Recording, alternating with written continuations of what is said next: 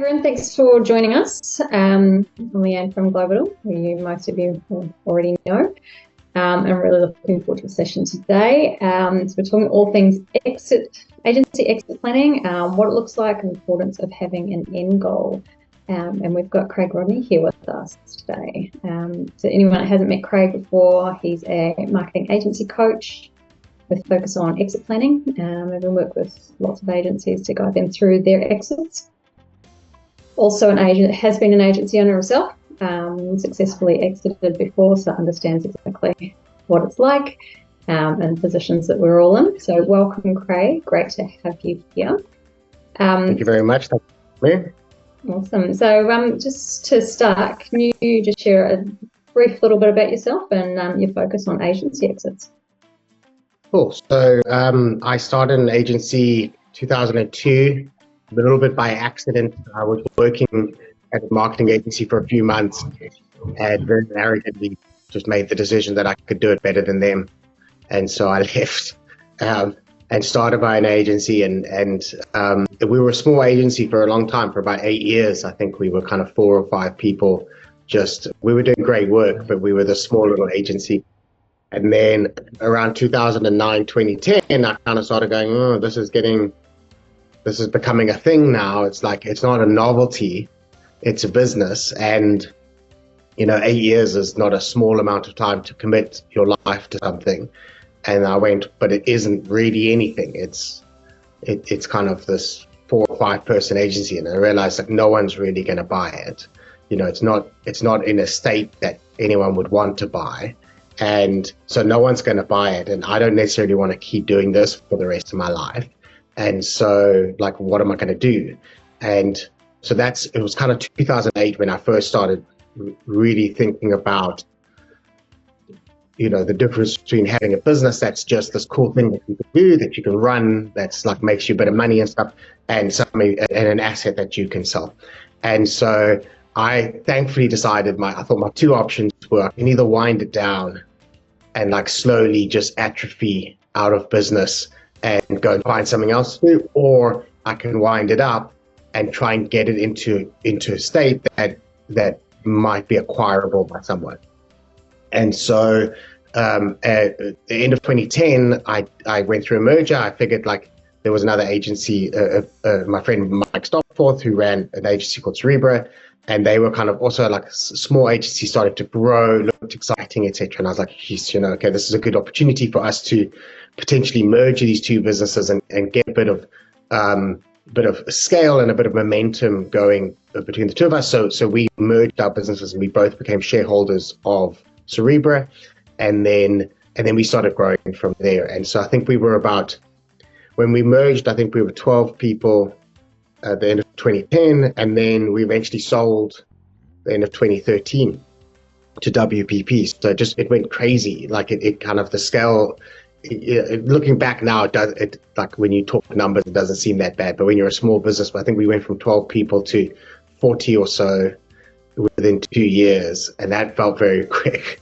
And then after the end of 2016, when we did the deal, it was part of an earnout. So we sold to WPP, stick around and hit some targets.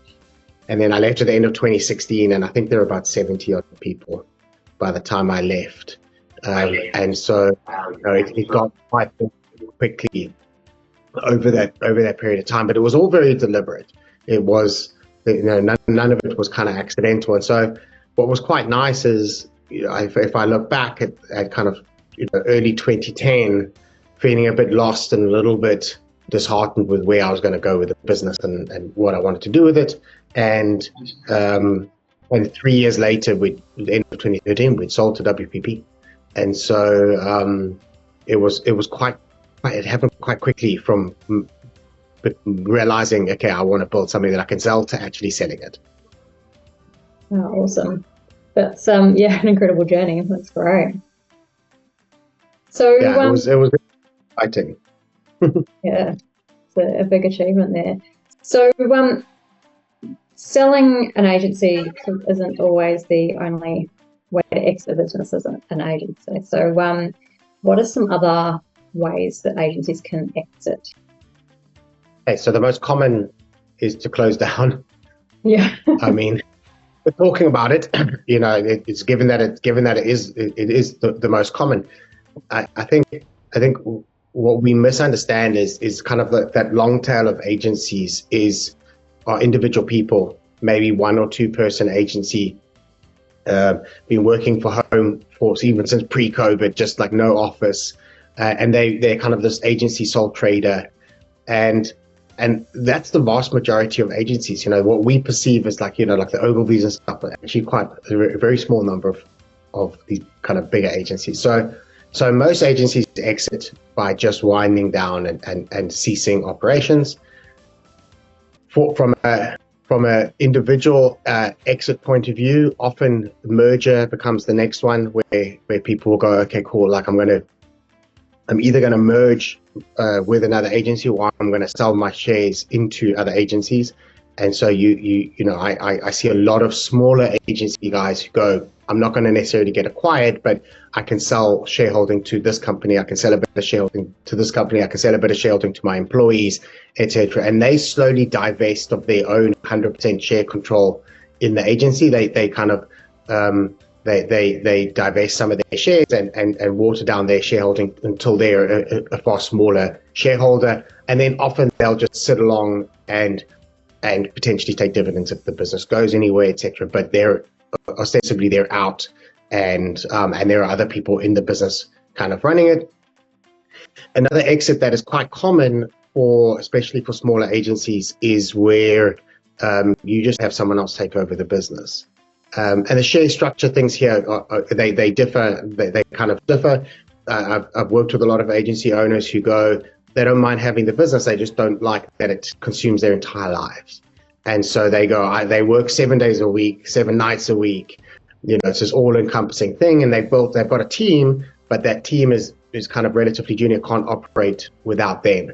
And so over a period of time, we work on getting the business to become far more independent of the original founder, making sure that the original founder's brilliance is narrowed down to a very specific kind of skill set, where it's like, this is the true core value that you offer.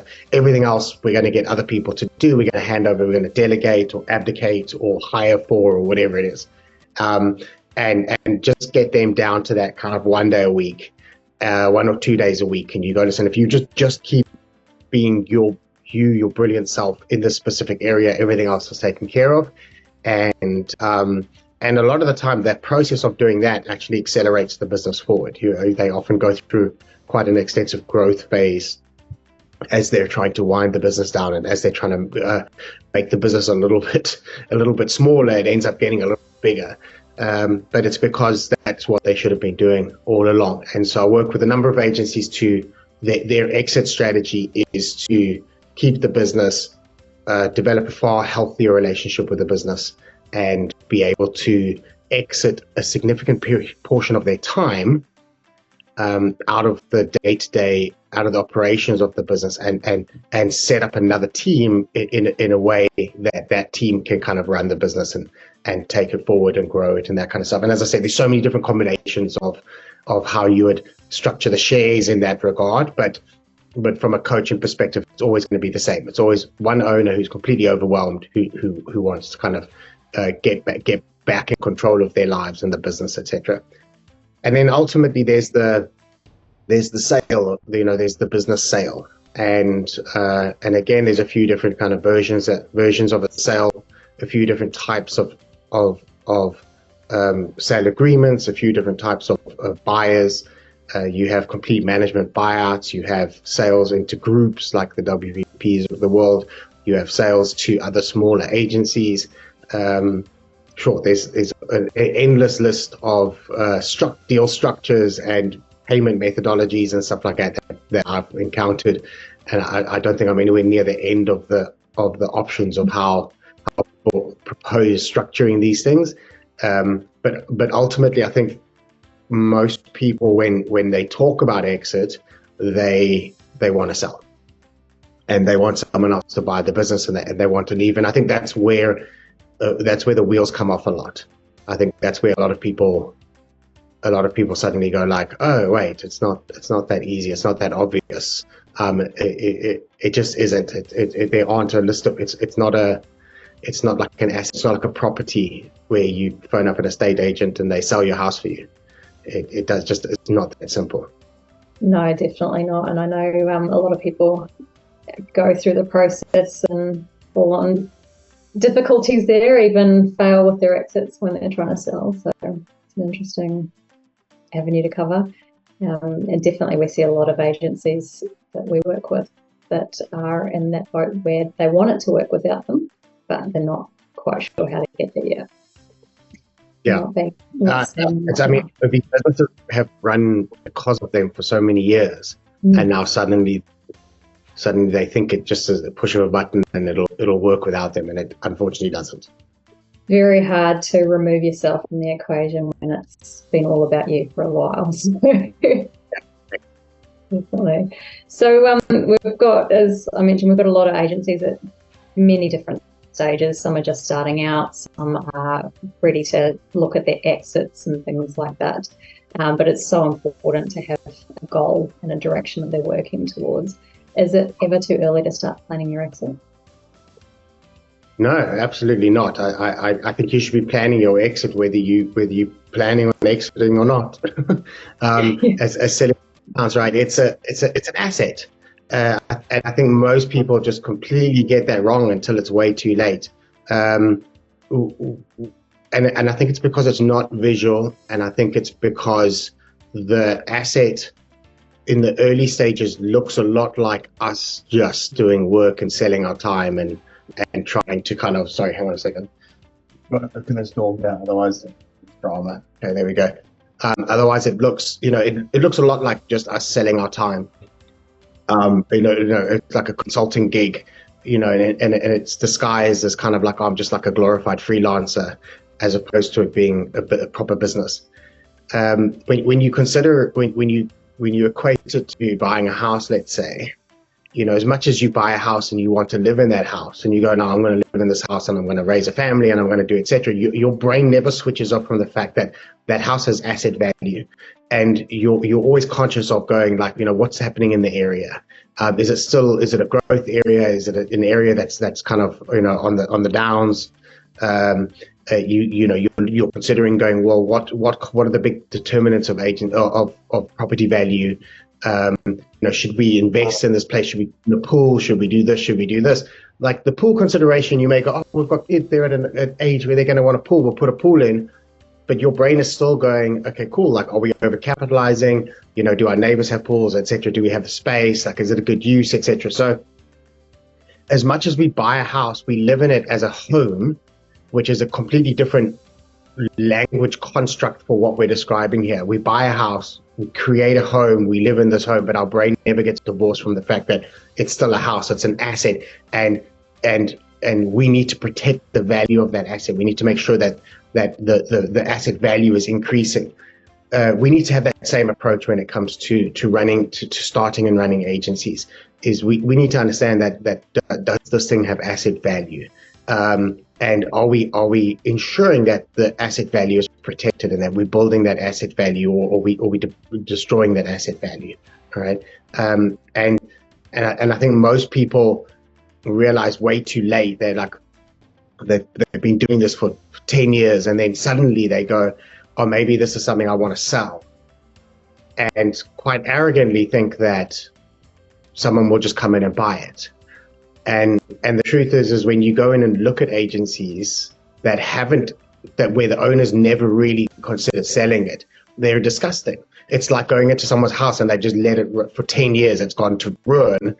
They haven't cared because it's kept them dry, and you don't notice anymore because you're living in it, right? But someone else walks in and they're like, I wouldn't ever want to buy this property, right? Like, there's no value here. If the value's been destroyed.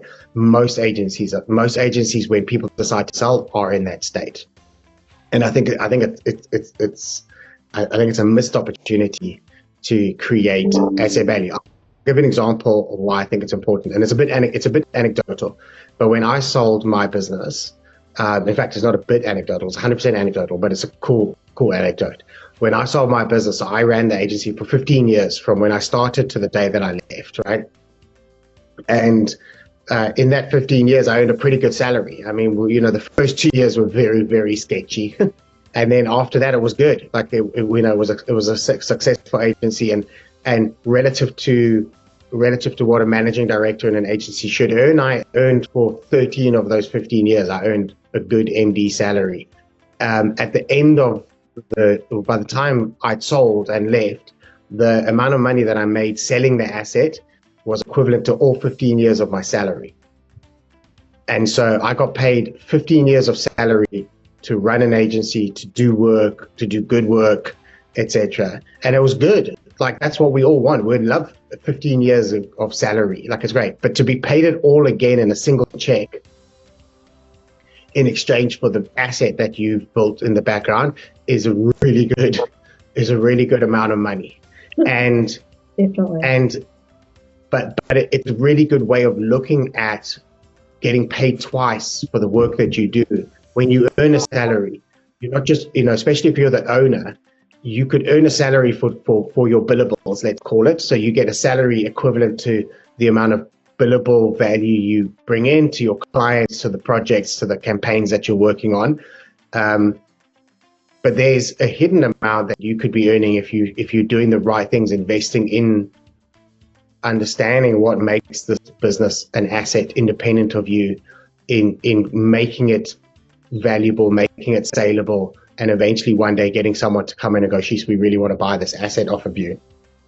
It has the potential. Now, as I said, my 15 years was purely anecdotal. It could be way less, way more, etc. But it's a great way of looking at you getting paid twice for every hour of work that you do. You could get paid by the client once, and you can get paid by a future acquirer for that exact same hour again. It's worthwhile putting in the time. It really is. It's a really good example to have as well, to put some kind of real value on it and how that would look. So thanks for sharing that. So what are some of the key steps that agency owners need to take in order to plan their exit strategy and start getting that moving? I think the first thing is to understand what your life plan is. Sounds very weird, but like what do you want to do with your life, right?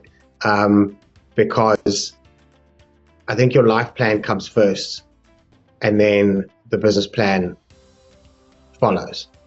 At a certain point, your agency will overtake you and will become far bigger than you are. I don't know what size that is, but probably in the 30-40 person stage, you just become a passenger. It's like, you become a passenger as much as everyone else is, and you realize that you've created something that is supporting so many people and so many lives, and this entire ecosystem, etc. And it is kind of, it's bigger than you. It's bigger than your ego. It's bigger than what you want. And but at the same time, if you're still the owner, you still have a right to kind of to sell that thing.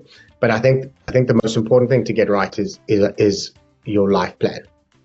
Is what kind of life do you want? What do you want out of it? A lot of the coaching that I do with agency owners isn't necessarily about them exiting. It's about the fact that they just don't want to do this anymore.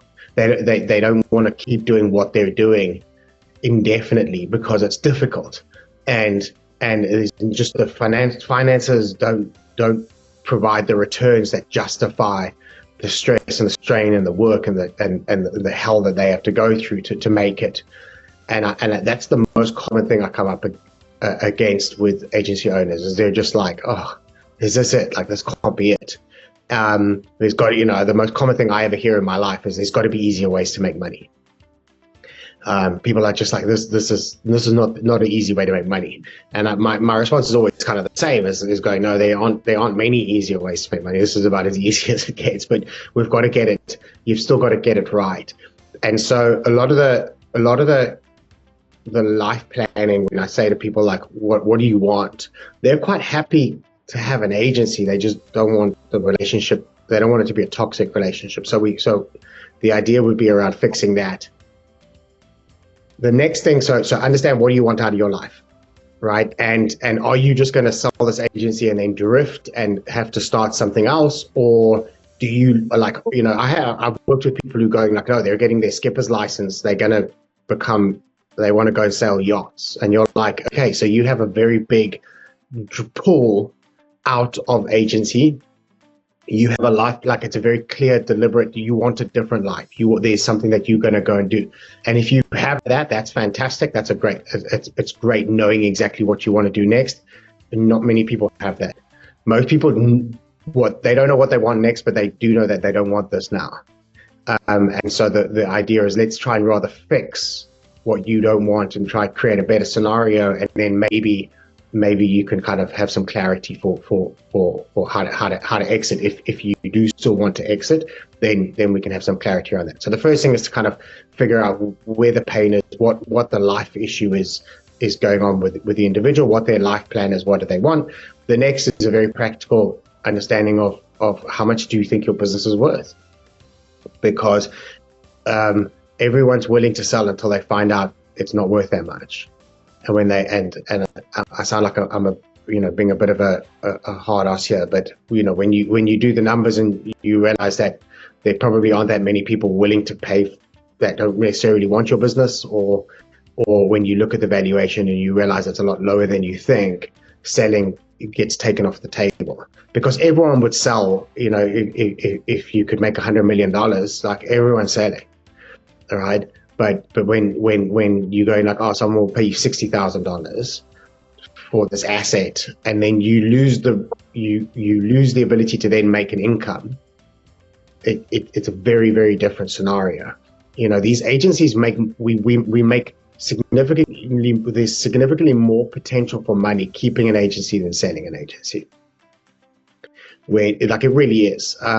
As much as I got paid 15 years of a salary in a single check, as an example, we did it in a phenomenally good deal. Like that is at the absolute top end of deal valuations, and having a buyer desperate to buy you. That's the best possible deal we could have gotten.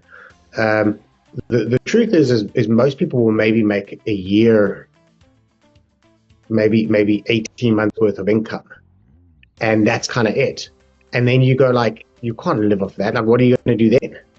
And so the second step is to do this, is to do a mock valuation, is to go through this and work out what are you likely to make. Let's look at the numbers and see what the asset is really worth. And again, most people are like, oh, it's not really worth to sell. I'd rather keep the agency because I'm going to make that money anyway by keeping it. And you go, yeah, like, keep the business, make the same amount of money, but just have a far healthier relationship with the business. So the second step is to run the numbers and see what the truth is. And then the third thing is to actually go through the process of finding a buyer. And even if it's only a thought process, it's about going, okay, cool. Like, what are we selling? What I advise most people to do is to put together a single page pitch. It's called a teaser document, and basically it's a single page teaser document intro to your business. And it is, if you were ever actually going to legit sell your business, it's the first step you do, is you put together this kind of teaser document around what's for sale. Like, who are you? What do you do? What is your niche? What is your speciality? Key clients, like idea of revenues, that kind of stuff. And really like, and put that together as almost as like a one-pager proposal to go, okay, this is what we're selling. It's like going back to the property analogy, it's like doing that Rawson one-page leaflet for your house. Like, get the photos taken and do the stats and measure the square meters and et cetera, right?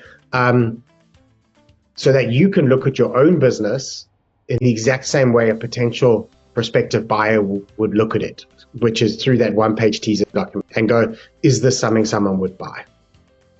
Because I think when you see the asset detailed out like that, and you've had to go, these are the annual growth rates, these are the actual numbers, these are the actual profit percentages, this is the size of the potential market that we operate in, these are our key differentiators. This is our niche, our differentiators. This is what makes us special, etc. When you look at your own business in that way, and you go like, I wish this was a bit different, like, I wish this was a bit different. I wish I could stretch the truth a bit here to make it look better. If you wanted it to look better, then there's a very good chance that it's the wrong time to sell. And you go, okay, I need to spend a lot of time working on this business, improving the asset value before I come back and do this again. Does that make sense? Yeah, absolutely. Definitely does. And that kind of leads straight into the next question that I wanted to ask, was those that aren't ready to exit. They're not at that point yet. What's some steps that they can take before they kind of get to this point of scale? What do they need to have in place?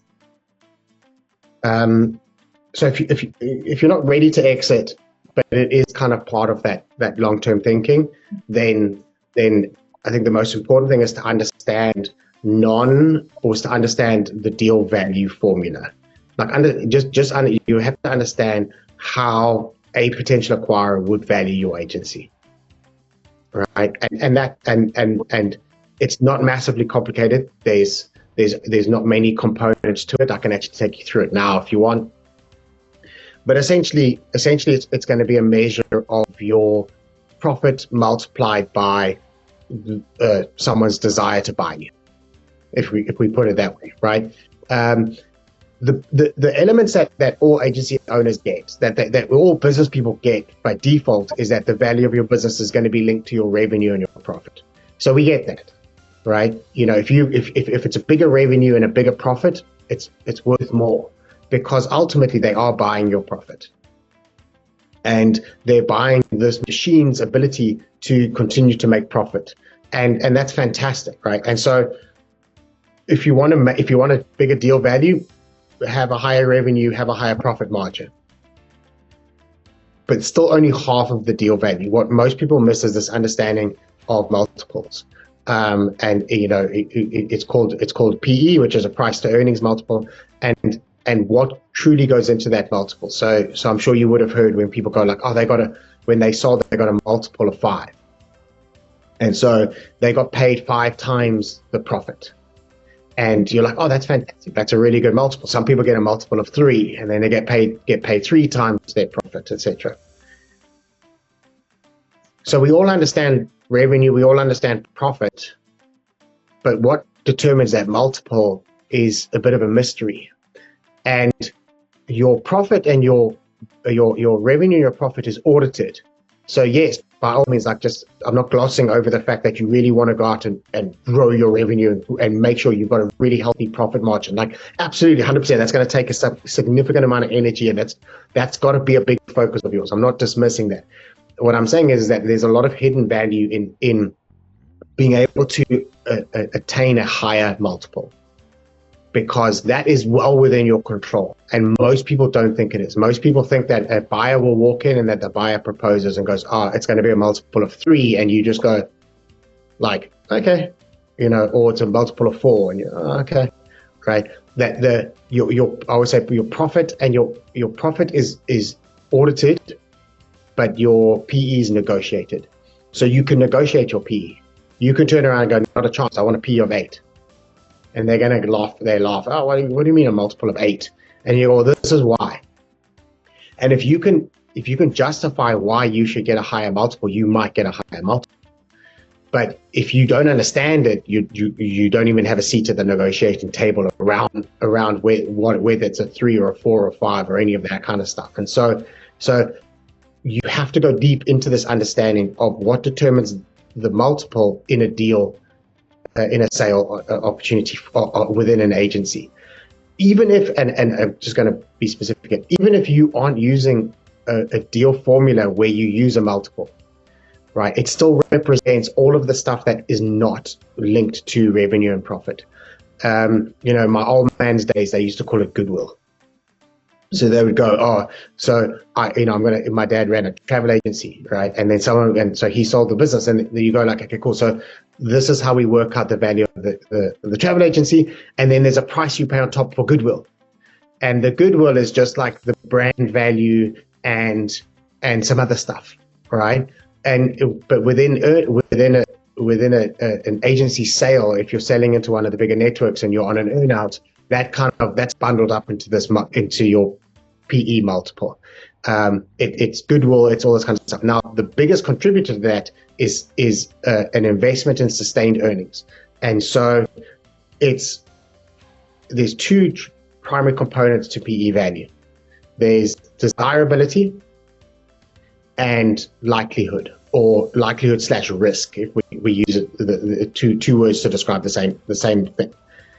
So desirability basically goes, okay, are you the type of agency that we want to buy? And again, there's all these like checklists that go into desirability, but are you do you service a niche that is growing globally? So an acquirer is going to look at and go, what are the global trends around marketing budgets, right? Like the big spenders, like corporations that spend money on marketing, what are they going to be spending more on? And are they going to be spending more money on paid, or are they going to spend less money on paid? Are they going to spend more on PR or less on PR? Are they going to spend more on social or less on social? So they're looking at these global trends, and they know where the money is moving. And they want to be acquiring agencies in the future, like now, that are waiting for this future wave of budget to reach them. And so if you're in a niche that people are divesting spend, if budgets are getting smaller and smaller, and you're like, this is getting difficult, our budgets are getting smaller, it's harder to find budgets, it's harder to convince clients to spend money, I'm just going to sell my agency. Like, you're not, because no one wants to buy that. Like, you don't want it, no one else wants it, type of thing, because your desirability score is going down.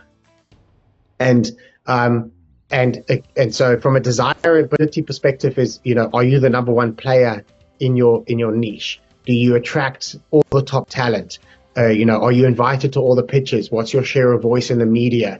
If I go to a conference that's dedicated to the niche that you specialize in, this either the industry niche or the kind of services niche, are you a speaker or are you in the audience? Like, these are the things that I want to know, because I want to know what your positioning is like. I want to know what, are you investing in being a desired agency, in having, in having a strong positioning around the sector that you claim that you're the best at? So that's the desirability. And then there's a risk or likelihood score. And the risk and likelihood score is where they're going to send in auditors, and those auditors are going to come in and they're going to look at your contracts across. They're going to look at this is where it gets super technical, but they look at all your employee contracts and all of your client contracts, and they're going to go, is this business likely to keep making the revenues that it says it will, right? And so are they going to retain these clients of theirs? And what is their likelihood of winning new clients? And what are their growth rates on their clients? And I mean, like, the list goes on and on and on and on and on and on. And there's like a very, very detailed breakdown. But they're going to create a risk score for your business into the future. Because they're going, if we buy this, is it going to collapse or is it going to grow? And because the guy selling it says it's going to grow, but that person is also the one who wants to sell it. So I don't know if they're to be trusted, right? Oh no, this is going to make so much money in the future. Like, oh, okay, brilliant. If it's going to make all this money in the future, why don't you keep it? Type of thing. So, there's a level of cynicism around them looking at the future of their business, and their default is like, this thing could collapse the second we buy it, and they start from that position. They start from a very cynical position of going, this thing's probably going to collapse the moment we buy it. And then they look for evidence to prove that it won't just collapse. And so, if you have extended contracts with clients, or if you have automatic renewals with clients, if you have long-standing relationships with your existing clients, if you have a good strike rate at winning pitches, What does your management team look like? How long have they been in the business? Your staff turnover rates. Again, the list goes on and on, but they're going to create a risk score and go, what is the likelihood that this business collapses once the owner leaves, or versus / what is the likelihood that it grows and achieves the numbers that the owner says it will? And then they'll combine that likelihood or that risk score with their desirability to buy you. And then those two combined creates your multiple. And it's that multiple that they'll multiply by your profit to pay you. And so if you're like a low desire, high risk agency, like you'll get maybe a multiple of 2, in which case like you're probably not selling. And so it's weird. Like if you want to sell, the chances are someone doesn't want to buy it. Whereas if you're quite happy to keep the business because it's profitable and it's got a good guarantee of future earnings, then someone will want to buy it. The two go hand in hand. If you don't, again, with a property, if you're living in squalor and you don't even want to be there, like it's unlikely someone else wants it either, and so they're not going to pay you. They're not going to pay you a premium for it. Definitely. So on that, I know you went through quite a few options there of what people are going to look at for the risk factor and all that. So how can agencies maximize their value? Is there any steps that they can take to increase that? Yeah, so the biggest one is to focus on your future earnings. And if you imagine you imagine your business being on autopilot for 5 years and going, what would need to be in place for this business to achieve its growth targets over the next 5 years?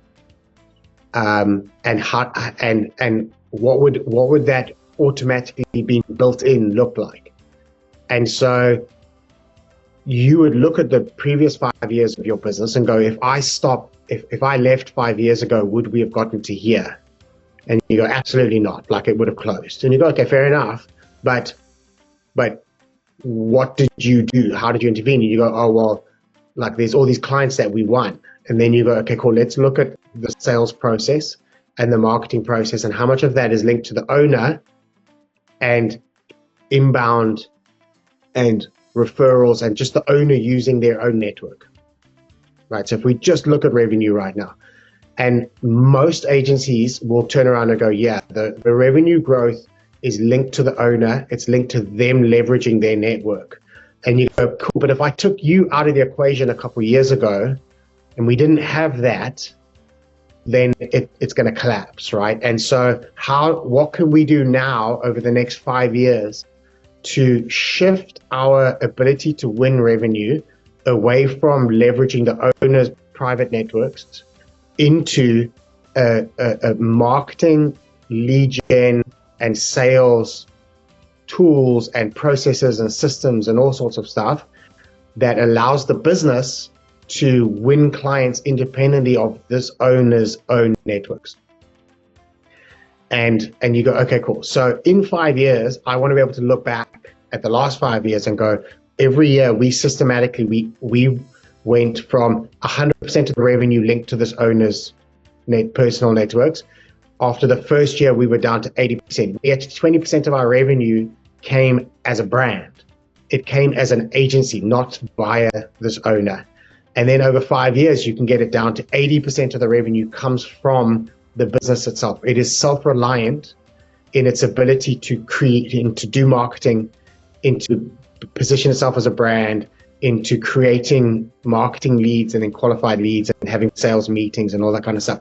Now, even if the owner's still doing the sales meetings, that's fine, because when they leave, you can replace that person, but you can't, there has to be the whole system. It has to still be operating independently and etc. So just from a pure revenue perspective, you're going to go, okay, cool. So how do our clients come in, and is that linked to me? And then you go, how do our employees come in? Like, do we independently attract and vet and interview and stuff employees, or is it just the owner?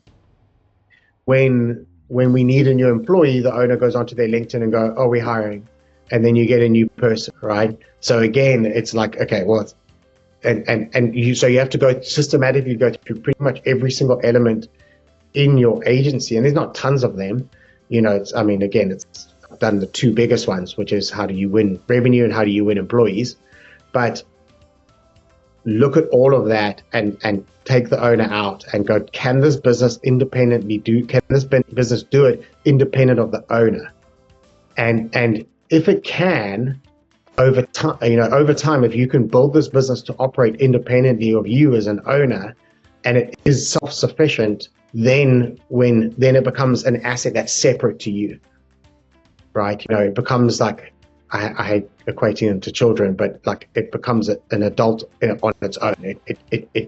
It knows what it's doing. It becomes its own conscious being. It's able to look after itself. It's able to wipe its own butt and feed itself and carry on. And then you're like, cool, great. Like I can now have options. I can step back and go and sail. I can do a whole lot of stuff and just keep the business and keep the revenue coming in, or it's potentially something I can sell and go from there. But selling a business where if you pull the owner out and there's a high likelihood that the thing collapses, that's not a saleable, that's not an asset you can sell. Because then again, the value of the asset's tied to the owner, not to the business. They haven't separated themselves enough. They haven't built something that they haven't put in the effort to transfer their IP, their knowledge, their networks, their everything that makes them brilliant. That has to be transferred into the business, into asset value, into repeatable systems, processes, procedures, etc. in the business, so that they're not there anymore. I mean, by the time I left Cerebra, like I had nothing to do, like nothing. We were winning clients that I didn't even know we were pitching on. We had employees walking around. I remember doing invoicing for a client I didn't know we had.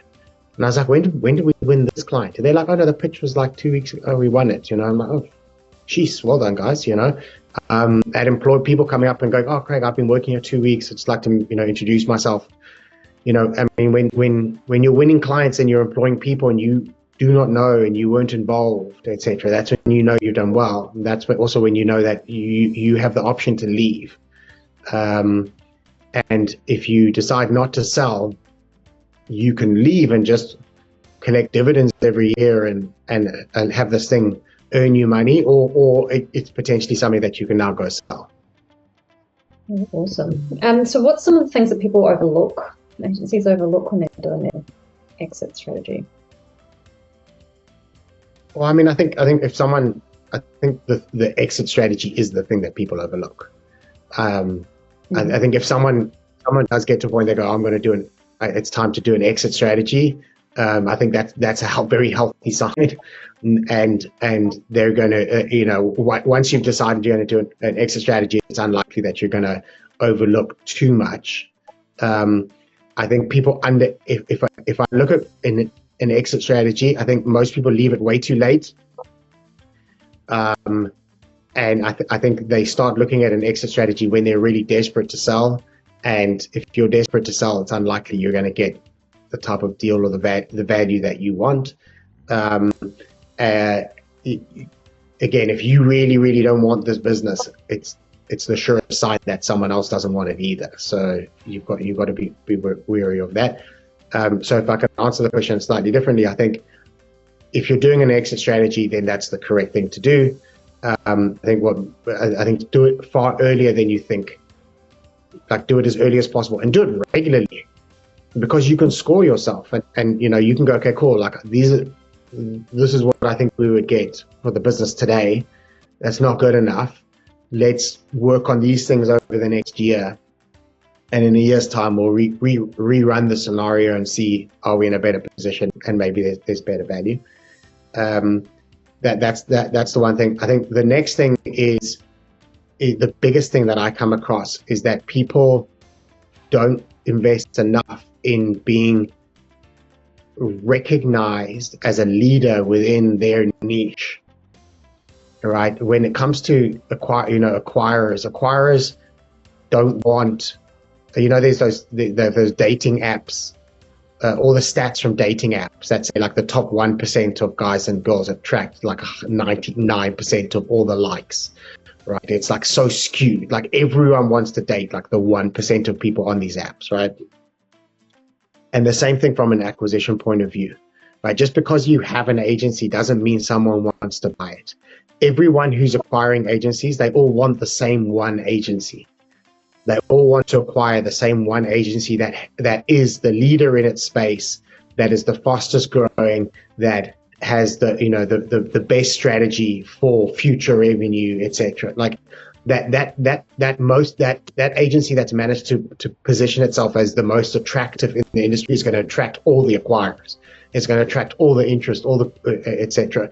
And that's not by accident. That is a very deliberate strategy that agencies take, is to be positioned as leaders in their space. It's not necessarily global leader. It's about going, okay, what is your niche? What is your speciality?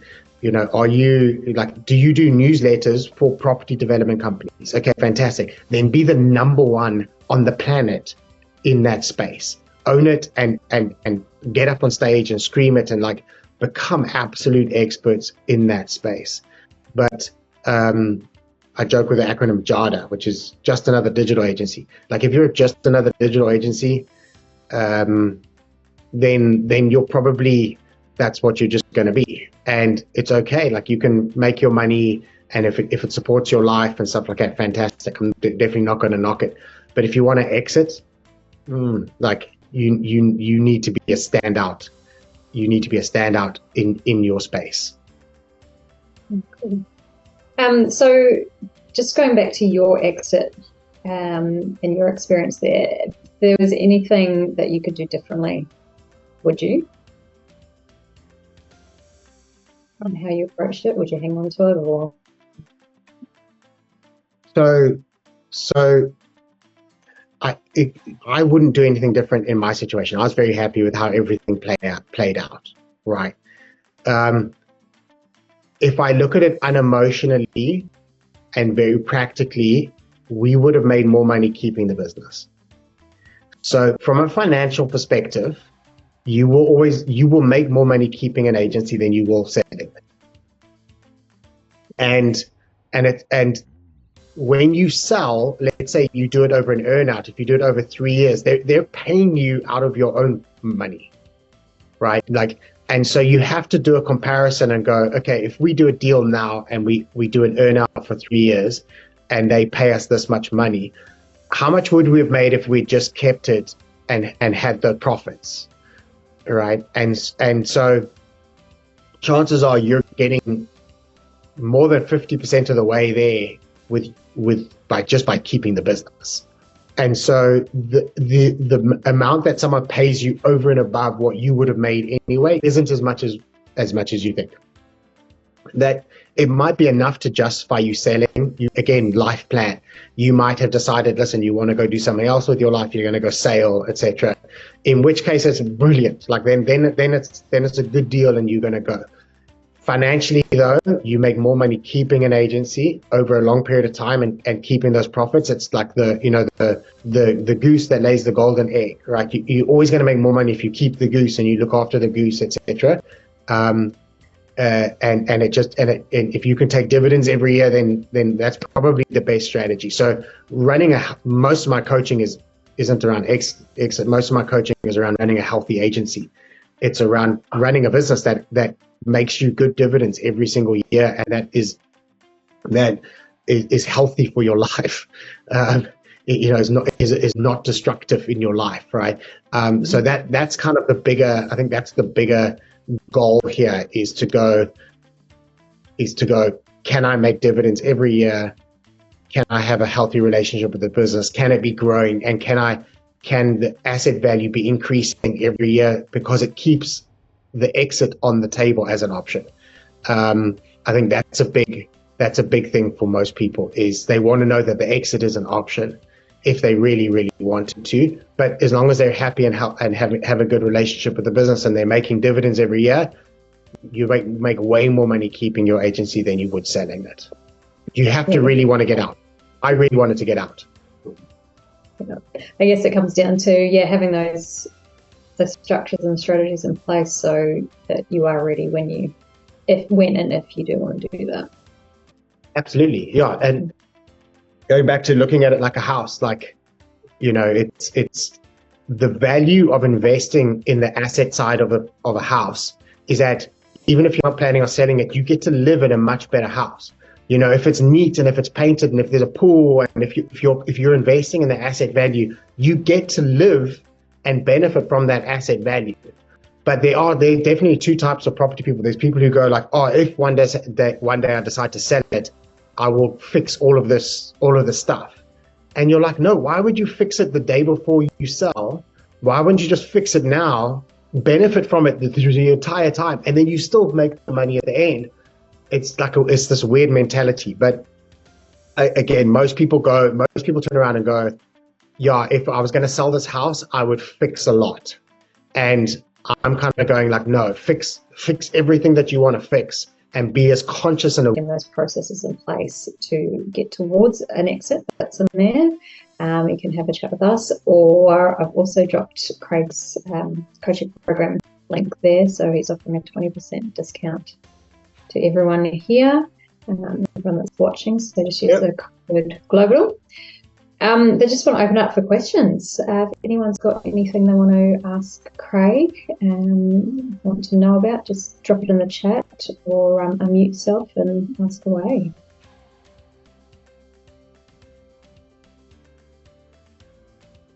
As if anyone wants to email me instead, it's Craig@CraigRodney.com, the easiest thing in the world to remember. So you put that down there.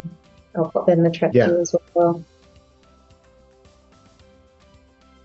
So Warwick's just asked, do you have a business partner?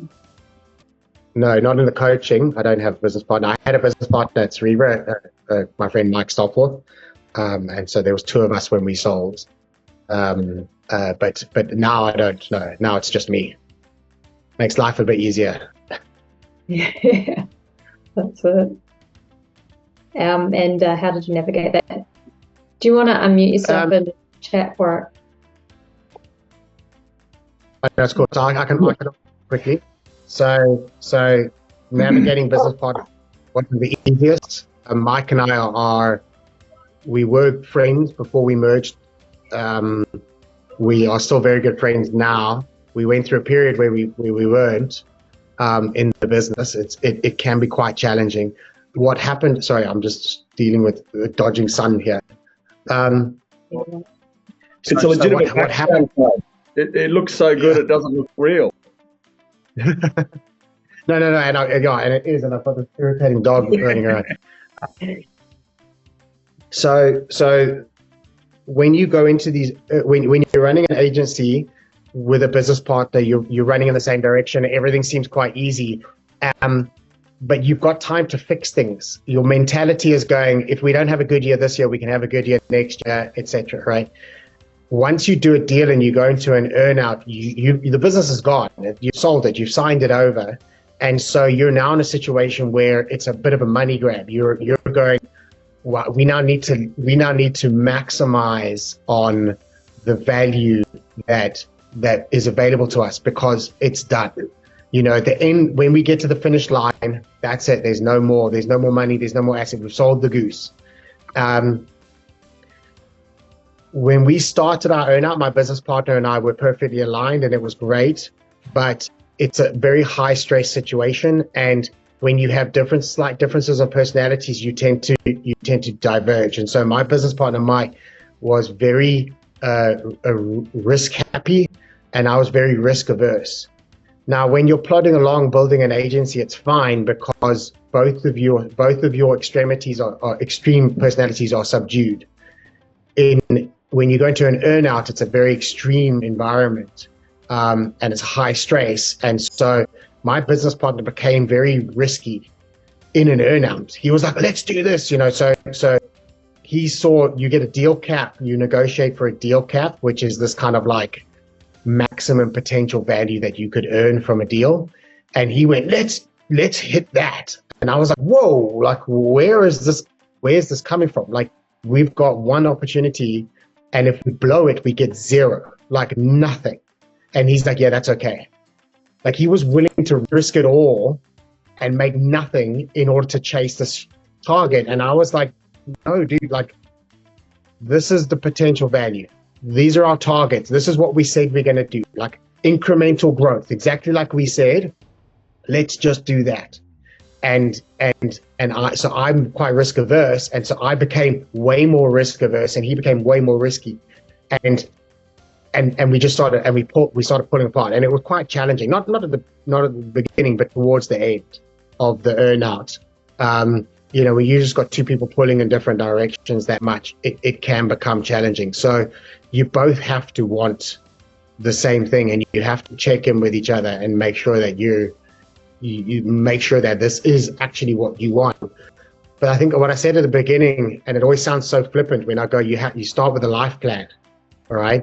When you've got business partners, often you've got not conflicting life plans, but non-aligned life plans.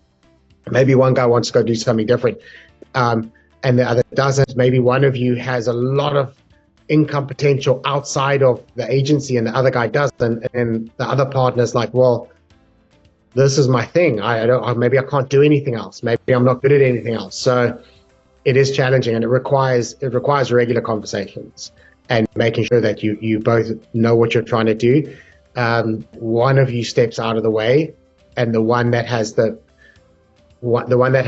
most drive towards making the most money is the one that should lead. I'm sorry I missed the first 15 minutes of this call, but Craig, how big was your business? Not financially, but people-wise, that you sold? By the time we were 70 when I left. Okay. 70 employees. And at what point in that business, because I think you said was it 15 years you were doing it? Yeah. Yeah. At what point did you start to, obviously your exit plan is something that you can work on, you know, as early as you wish to, but at what point in that business did you start to work on getting your ducks in a row from an operational perspective, you know, and getting those sort of core systems in place so that you and your business partner could start to step away? Was that something that you did early on, and that's what you focused on to make sure that as you grew, the business could scale, the operational part of the business could scale as well? Or was that something that sort of came in the last half of owning the business? No, I mean, definitely for me, it came towards the end. It is one of my better stories. It's one of my better stories, but I'll tell you quickly. And I was conscious of the time. I was very precious about my business. So when I was independent, so my business partner and I merged. I'd been in business for 8 years before we merged, right? And so I was this 5-person tech-focused PR company, and we were elite. We were brilliant. Like, I'm not going to lie. Like, we did, you know, I was approached by Google. We launched Google in South Africa.